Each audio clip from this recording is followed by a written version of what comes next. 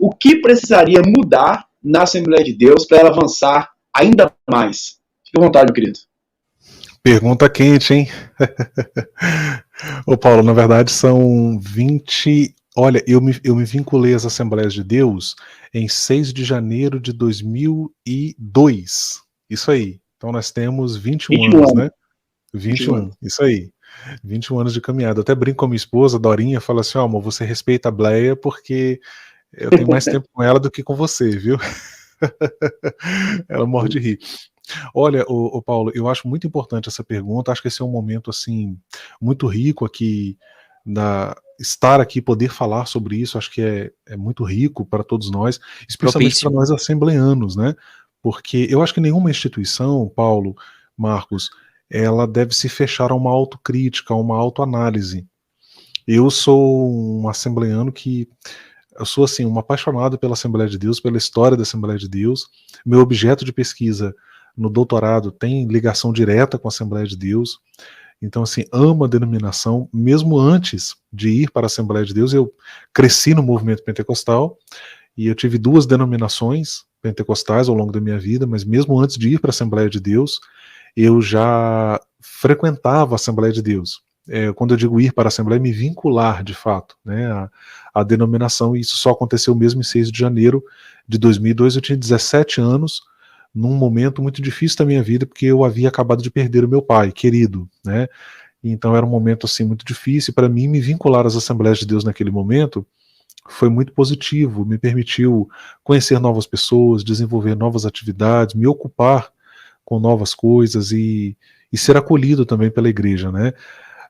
Então, eu acho que é muito interessante, mas todavia, devo dizer, conquanto ame a igreja, conquanto tenho uma relação com a igreja já de muitos anos, eu acho que é positiva essa autocrítica, né? Então, sim, a Assembleia de Deus, como uma instituição religiosa, ela tem pontos de melhoramento que merecem a nossa atenção, e eu vou destacar alguns aqui, vocês que nos assistem, Paulo, professor Marcos, na verdade, eu já tenho até refletido um pouco sobre isso, em alguns vídeos no meu canal, até mesmo escrevendo sobre isso, em aulas de teologia, e fico feliz de poder compartilhar com vocês.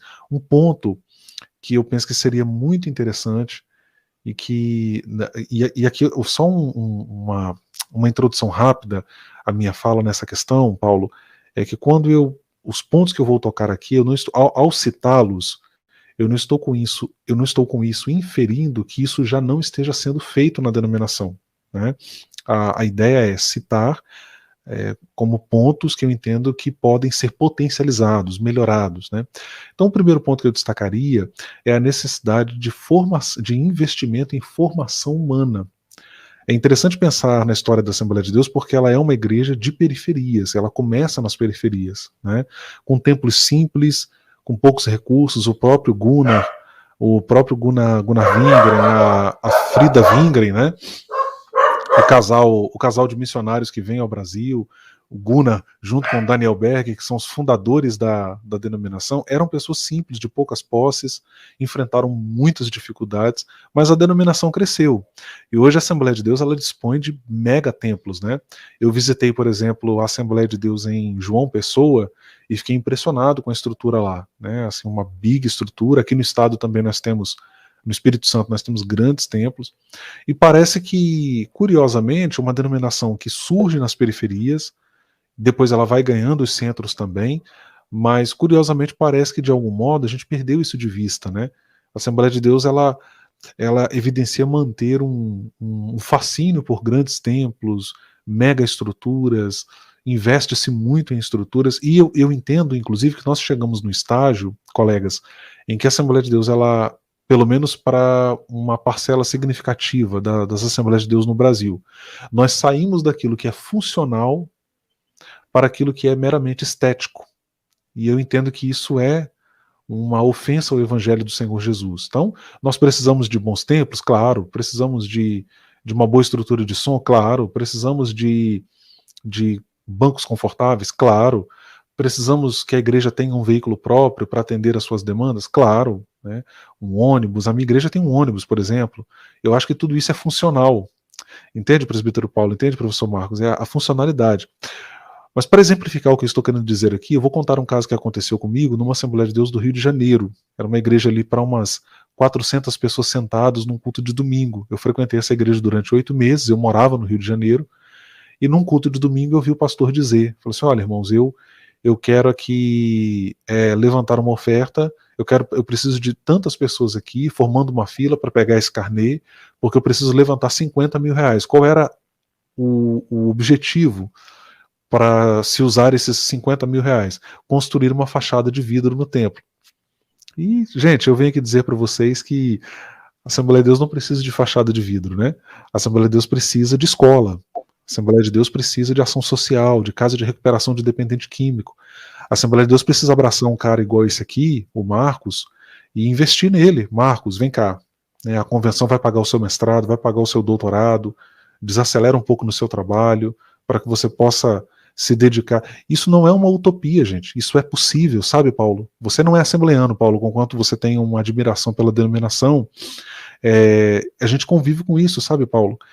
Então, o que eu estou falando aqui não é uma utopia. A Assembleia de Deus, se nós pensarmos as assembleias que estão ligadas à CGADB, ou à CONAMAD, ou mesmo à CADB, a gente tem aí muito recurso sendo canalizado para coisas que de fato não voltam para a própria denominação. Né? Você tem uma minoria, um núcleo de pastores que vivem um alto padrão de vida financeiro, às custas da contribuição financeira da denominação, né? E que concentra esse dinheiro para acumular patrimônio para si mesmos, né? Enquanto você tem gente boa, pessoas na comunidade de fé que poderiam receber esse investimento, né? Então acho que é uma coisa que a gente precisa repensar, e é importante falar isso aqui, Paulo, por quê? Por quê, professor Marcos? Porque isso acontece desde a cúpula da denominação até o líder, o pastor que está ali no bairro. Eu vivi isso aqui no meu bairro. Eu vi gente aqui no meu bairro aparelhar a igreja e transformar a igreja em protetorado de família e canalizar recursos da própria igreja para interesses seus, né? E levantar uma big estrutura dentro de um bairro como Porto de Santana que fica ociosa. Uma big estrutura que fica ociosa, que não é usada. Você não tem ali uma creche funcionando, você não tem ali uma escola de ensino fundamental, você não tem nenhuma escola teológica funcionando. E você olha de fora, é aquela estrutura linda, ou seja, um elefante branco. Né? Dinheiro e mais dinheiro. Aqui no bairro, para vocês terem uma ideia, Porto de Santana é um bairro de classe média baixa, vamos colocar assim, com alguns bolsões de pobreza. Dentro do bairro aqui tem um templo que está avaliado em mais de R$1 milhão. Dentro do bairro. E é um templo ocioso, que fica ali ocioso, que atende aos interesses da família, que pastoreia a igreja, né? E aquilo é usado, e não tem. Então, assim, o ponto que eu quero chegar aqui é: isso se reproduz pelo Brasil. A gente precisa pensar a formação humana, investir em pessoas, né? Investir em seres humanos.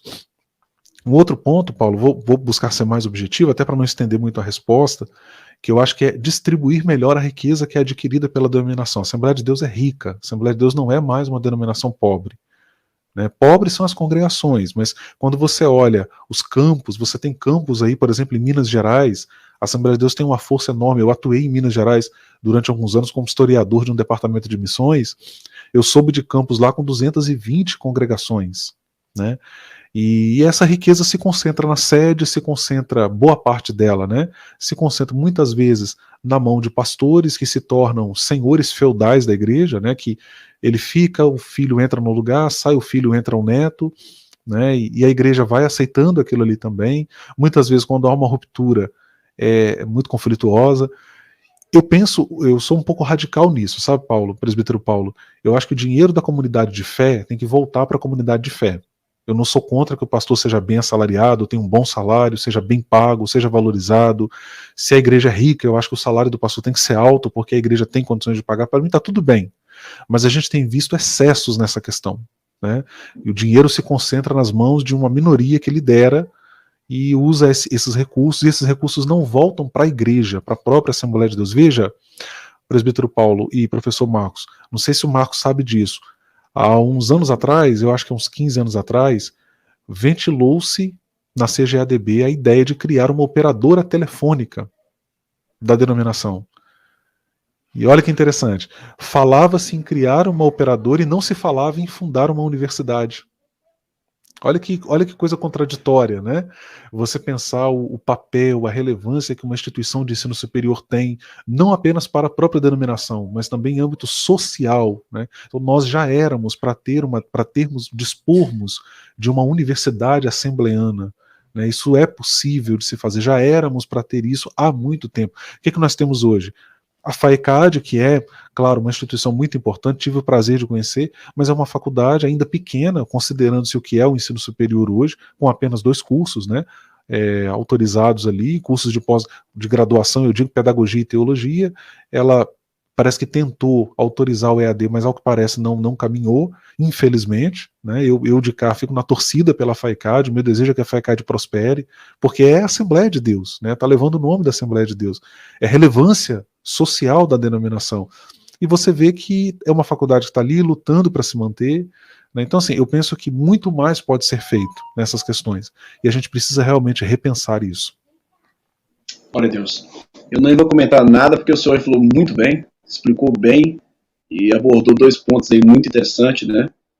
E bíblico, inclusive, por exemplo, quando a gente analisa em Atos dos Apóstolos, capítulo 2, a partir do versículo 42, ali me chama muita atenção, a qual vai falar que estavam todos reunidos ali e eles não tinham falta de nada, né? E a gente vê realmente esse desnível de questão de condições financeiras, e aí as pessoas investem muito em templos, os obreiros, os líderes, investem muito em templos, e muita gente, membros da igreja, inclusive, pode estar passando necessidade,